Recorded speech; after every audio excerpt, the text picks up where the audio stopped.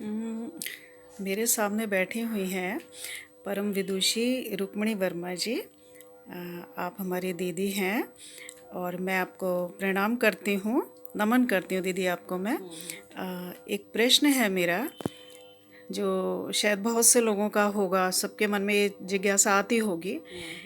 और जैसा हम सुनते भी हैं इधर-उधर से एक मुक्ति शब्द के विषय में।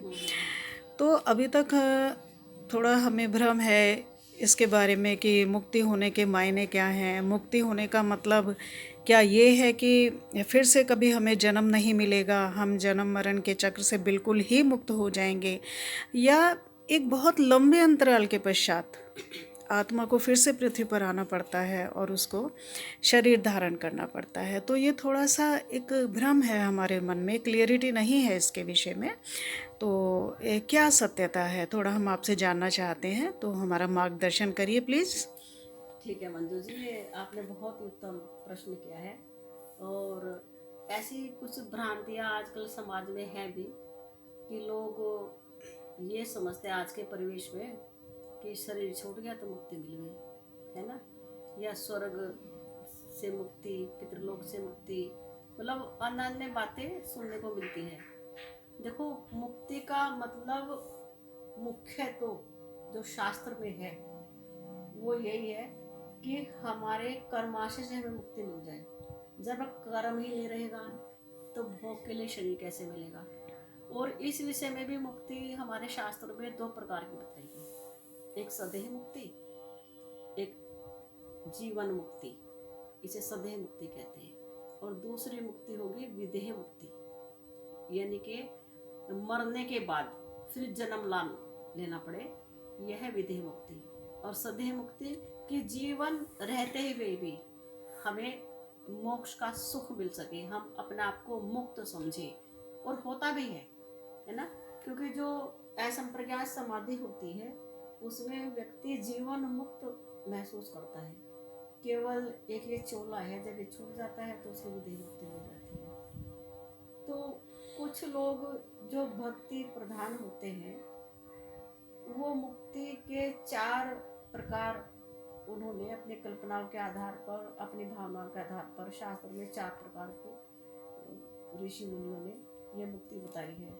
सालोक्य मुक्ति, सारूप्य मुक्ति, सामीप्य मुक्ति और फिर सायुज्य मुक्ति। तो ये देखा जाए तो मुक्ति तो एक प्रकार की होती है कि व्यक्ति का अपना कोई कर्म नहीं, मन का कोई व्यापार नहीं, बुद्धि की वहाँ कोई भी क्रियाशीलता नहीं है, तो कुछ जब विचार ही नहीं है, तो मैं बंधन में हूँ ये भी भाव नहीं है, मैं मुक्त हो गया हूँ ये भी भाव नहीं है, क्योंकि आत्मा के अंदर तो कोई विचार होता ही नहीं है। लेकिन फिर भी भावनाओं के आधार पर भक्ति मार्ग में जो साधु लोग हैं, जो साधक गण होते हैं, वो मुक्ति का अलग अर्थ निकाल लेते हैं। जैसे कि सालोक्य मुक्ति, क्योंकि उनकी भावना ये रहती है, हे प्रभु हम आपके लोक में रहें, आपके लोक में आपको देखने का भी सुख मिले, और जब इस जीवन में रहे तो भी आपके दर्शन का सुख मिले, वो इसे मोक्ष समझते हैं। दूसरा है सामीप्य मुक्ति, कि हम आपके लोक में तो रहे लेकिन आपके लोक में भी आपके समीप रहे, है ना। तीसरी सारूप्य मुक्ति है कि जो सतचित आनंद आपके अंदर है वही हमारे अंदर भी भासे, है ना। फिर है सायुज्य मुक्ति, यानी कि आप जब भी धराधाम पर आए तो हम भी आपकी लीला के परिकर बने, आपकी लीला के भाग बने, आपके साथ हमें भी वही आसपास स्थान में जन्म मिले। तो इस प्रकार से वो भगवान के साथ जुड़े रहना चाहते हैं, है ना। जी जी। तो ये मुक्ति हो गई भाव प्रधान मुक्ति। और वो ये भी कहते हैं कि हमें तो मोक्ष चाहिए ही नहीं। कहते हैं जी। ना कि भक्ति में जो भक्त होता है वो कहता है मुझे तो केवल आप चाहिए, मुझे मुक्ति भी नहीं चाहिए। हम्म। आपके लिए जन्मूं, आपके लिए मरूं, जब आप इस धरा धाम पे हो तो मैं भी आपके साथ ही धरा धाम पर हूँ। मतलब वो भगवान का बिछोह सहन नहीं करना चाहते, वो द्वैतवाद है उनका। जी।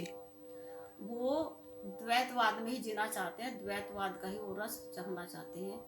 वो जब भगवान को देख लेते तो बार बार छटपटाते हैं उनके दर्शन के लिए, और उनके दर्शन करने में उन्हें जो आनंद आता है, जी तो वो समझते हैं कि बस ये जब चलता रहे, भगवान के दर्शन होते रहे, पल पल भी, एक पल भी हम ना बिछड़े, तो समझो यही हमारे लिए मुक्ति है। और इसी भावना में वो लिख भी देते हैं, कह भी देते हैं, प्रचार भी कर देते हैं कि मुक्ति तो बहुत छोटी सी चीज़ है, भगवान की भक्ति में डूबे रहना ये सबसे बड़ा उत्तम रस है। लेकिन ये बातें भी भक्त के मन में तब तक ही तो चलेगी ना, जब तक वो द्वैतवाद में रहेगा। जी जी और द्वैतवाद में क्या है, भक्त क्या कामना करता है कि मैं भक्त हूँ और भगवान है, भगवान में मैं लीन हो जाऊँ, ऐसा वो नहीं चाहते। क्यों? क्योंकि अभी उन्होंने भगवान के दर्शन का सुख लिया है, जी उस सुख की अनुभूति उन्हें है, उसका एहसास उनको रहता है कि हम भगवान को देख रहे हैं, इससे बड़ा भला आनंद क्या होगा। जी बिल्कुल। उन्होंने भगवान के अंदर विलीन होने का सुख नहीं देखा, तो हम्म। इसलिए उस वाली भक्ति को, जो कहते हैं एक निर्गुण भक्त, एक सगुण भक्त, सगुण जो उपासक होते हैं वो द्वैतवाद में जीने को सबसे बड़ा सुख मानते हैं। और जो सांख्यवादी है, जो अद्वैतवादी है, जी जो वो कहते हैं कि जैसे बूंद सागर में गई तो सागर बन जाती है, हम्म। तो वो कहते हैं कि बार बार जन्म लेंगे, बार बार मरेंगे, आपके दर्शन भी करेंगे, और यदि हम आपके अंदर ही लीन हो जाएं तो जी फिर जीने मरने की अवस्था खत्म हो जाएगी। और जब आप सच्चित आनंद है, आनंदमय है, तो हम भी आनंदमय रहेंगे। तो वो इस बात की कल्पना नहीं करते द्वैतवादियों की तरह कि हमें सायुज्य, सारूप्य, सामीप्य, सालुप्य ये वाली मुक्ति मिल जाए। वो कहते हैं देह, बस ये देह छूट जाए, बार बार जीना मरना ना पड़े। क्योंकि अगर भक्त भी बनेगा, भगवान की लीला का परिकर भी बनेगा, भगवान की लीला में सहयोग देने के लिए पृथ्वी पर बैठे, तो देह तो धारण करनी पड़ेगी। जी बिल्कुल।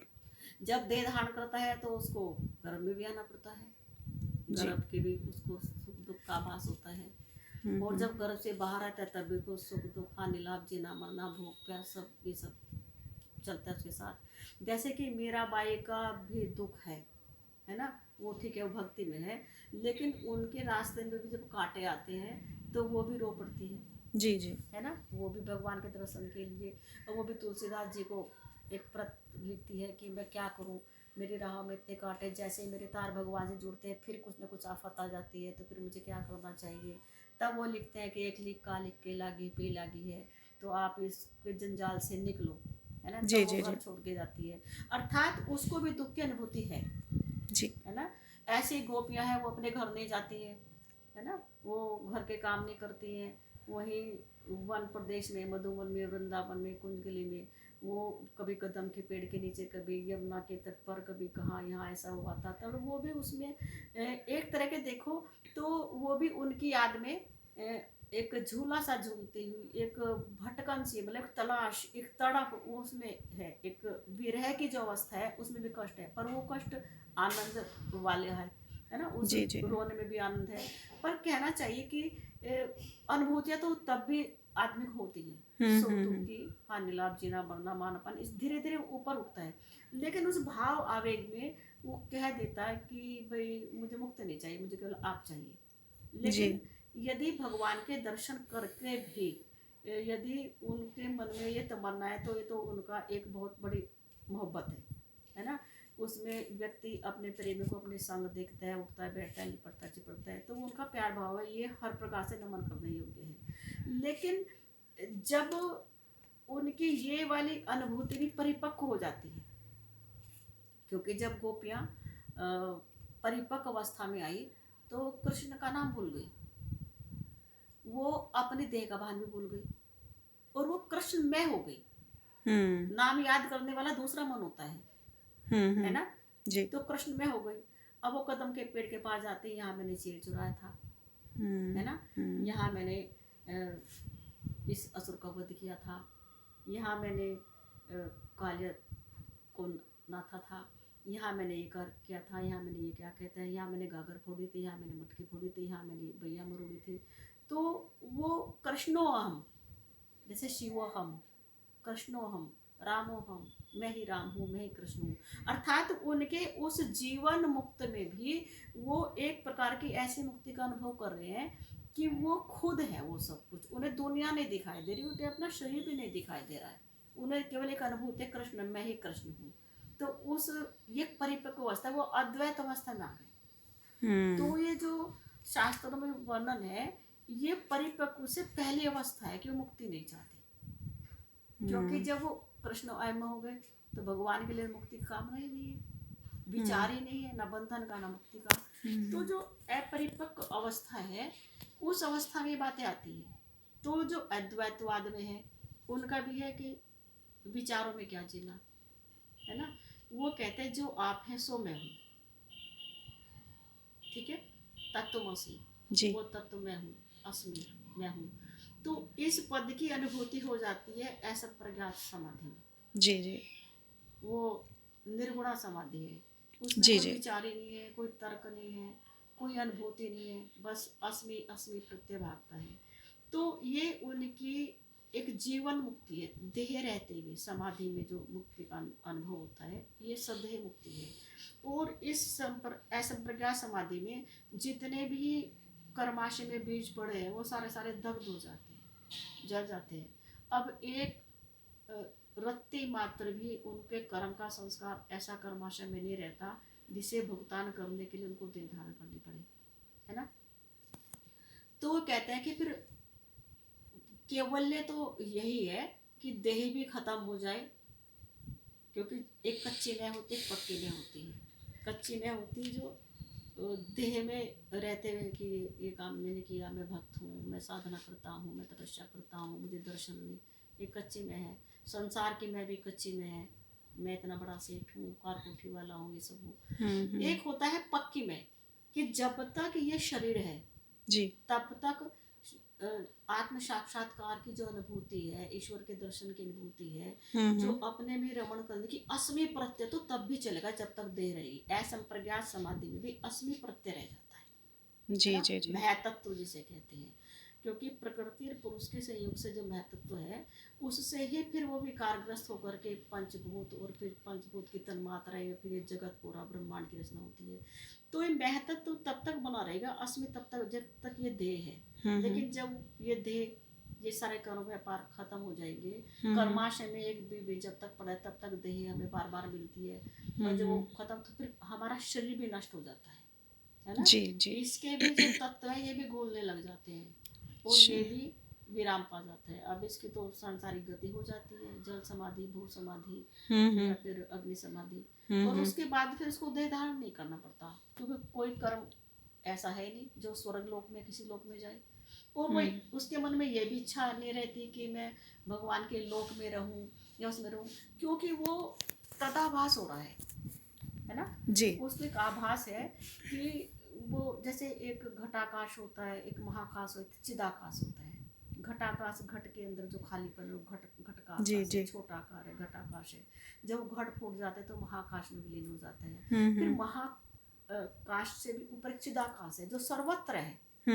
तो जब जीवन मुक्त रहते हुए मुक्ति का अनुभव करते ही जब ये देह छूट जाती है तो वो विदेह मुक्त हो जाता है, अर्थात देह रहित हो जाता है। उसकी स्थूल देह भी नष्ट हो जाती है, उसकी सूक्ष्म देह भी नष्ट हो जाती है, उसकी कारण देह भी नष्ट, तीनों देह नष्ट हो जाती है। क्योंकि यदि व्यक्ति ऐसे मुक्ति नहीं प्राप्त करता, उससे पहले तो अन्य लोक में जाता है, पितृलोक में जाएगा, या स्वर्ग लोक में जाएगा, सिद्ध लोक में जाएगा, या तलत नीचे के निकृष्ट लोकों में जाएगा। लेकिन जब कर्माशय नहीं रहा तो ऊंची नीची लोग या ऊंचे नीचे ये योनियां ग्रहण करने की कोई अस्तित्व नहीं बनता, कोई कारण ही नहीं बनता। तो उनको फिर विदेह मुक्ति मिल जाती है। जी और जैसे बूंद सागर में जाकर के सागर हो जाते हैं, तैसे परमात्मा में जाकर वो परमात्मा हो जाते हैं। यदि हम ये कहें, जैसे आजकल कहते हैं कि नहीं इतने हजार साल बाद फिर वो देह धारण करेगा, अगर देह धारण करनी है तो फिर उस मुक्ति का फिर मतलब जी जी अर्थ क्या रहा है? तो योग दर्शन यही में मुक्ति को केवल्य कहा गया, केवल एक। ओके परमात्मा भी जी नहीं, जी आत्मा भी नहीं। आत्मा परमात्मा में गई तो सर्वत्र परमात्मा ही परमात्मा है ना। जैसे ईशावास्यम विदम सर्वम यत् किंचित जगताम जगत, भगवान जग के कण कण में है। तो फिर वो जो परमात्मा के अंदर विलीन होगी आत्मा, तो वो भी तो जग के कण कण में है, तो सर्वत्र है। और वो आनंद कभी छिन्न भी नहीं होने वाला है, क्योंकि स्थिर है। परमात्मा विराट है, विभू है, ससीम नहीं है, असीम है। तो हमारा जो अस्तित्व असीम हो जाता है। अब हम ये सोचते हैं, लगभग कई लोग भी प्रश्न करते हैं कि जब मुक्ति मिल जाती है, भगवान में विलीन हो गए, फिर कैसा लगेगा? क्योंकि उसने देह में रहने, होता है, ये होता देह है में ये मन रहते में। जी हुए जी। उसने कुछ चीजों का रस लिया है। वो सोचता है शायद वो रस छिन जाएगा, पर उसे ये नहीं पता देह नष्ट होने के बाद जो रस स्थिर है, हर पल है, हर क्षण है, विराट है, पूरे ब्रह्मांड में समाया हुआ है, उसका कितना लुफ्त होगा, वो कितना ईश्वर, कितना आनंदमय होगा जी जी। कि उसके अंदर सुख दुख कभी भासते ही नहीं है। वो बार बार पृथ्वी पर अवतार लेता है, लेकिन सुख दुख होते हैं तो ये देह धारण करने का लीलामय होते हैं उनकी, वरना वो वस्तुतः परम आनंद में रहते हैं। तो वो सुख उसने कभी लिया नहीं, तो वो इस बात की घबराहट रहती कि पता नहीं फिर क्या होगा, भगवान में विलीन होने से भी क्या फायदा, और फिर कैसा लगेगा, मतलब हम तो रहेंगे नहीं, फिर हमें क्या मुक्ति का आनंद मिलेगा। वो बस वो वहाँ ये अड़चन है, वो ससीम धारा में सोच रहा है, असीम धारा में नहीं सोच रहा है। जब वो असीम में आ जाएगा तो असीम में फिर क्या होता है, तो फिर असीमी बात हो जाती है। ये भी ये इस तरह की सत्ता, मतलब इतना रत्ती मात्र भी विचार रहता है नहीं कि मुझे आनंद कितना आएगा, वो सब भी चला जाता है। तो स्थिर है वो, तो परमानंद है वो, तो हर समय है। जी इसलिए जी। हमारी आत्मा जो पंच कोशों के अंदर रहती है, तो इसमें हमारा ये अन्नमय कोश है, फिर प्राणमय कोश है, फिर मनोमय कोश है, फिर वो आनंदमय विज्ञानमय कोश, फिर आनंदमय कोश। तो आनंदमय कोश अंतिम कोश है। जी। आत्म साक्षात की स्थिति में आत्मा उस आनंदमय कोश में रहती है। अच्छा बस अच्छा। ये कोष सारे दब छूट जाते हैं जब देह ही नहीं रही, तो सूक्ष्म देह का तो मतलब ही नहीं बनता, जो जीवन मुक्त हो जाते हैं। और उसके बाद फिर वो विधेय मुक्ति कहलाती है। वो ही केवल्य है, वो ही असली मुक्ति का अर्थ है कि उसकी तीनों देह खत्म है। जब तीनों देह खत्म है तो सब योनि खत्म है, सब योनि खत्म है तो उसके उसके जितने भी रस हैं सोचने के, वो चाहे दिव्य रस सोच रहा हो और कोई वैसा संसार सोच रहा हो, तो वो सब खत्म हो जाता है, मतलब सोचने की वृत्ति नहीं रहती। वो अच्छा तो अच्छा। निर्गुण निराकार ब्रह्म है। कोई विचार, परमेश्वर के अंदर भी विचार हम उत्पन्न करते हैं। जी हम जी जी। प्रार्थना करें तो परमेश्वर विचार आएगा कि चलो इसको दर्शन दे दूं, वरना तो निर्विचार में होता है, और शांत रस है। तो इसलिए भगवान को शांत रस बोलते हैं। सत्य है, वो नित्य है, वो चेतन है, वो आनंदमय है, इसलिए इसका नाम सच्चिदानंद है। तो हम आनंदमय रह जाते हैं। हमारे अंदर विकार, जब परमात्मा को देखने में ही इतना आनंद है, तो परमात्मा के अंदर समाने में कितना आनंद होगा वो तो समा के ही पता चलेगा। और हम लोग को पता नहीं होता, तो साधक भाव में क्या उठते हैं कि नहीं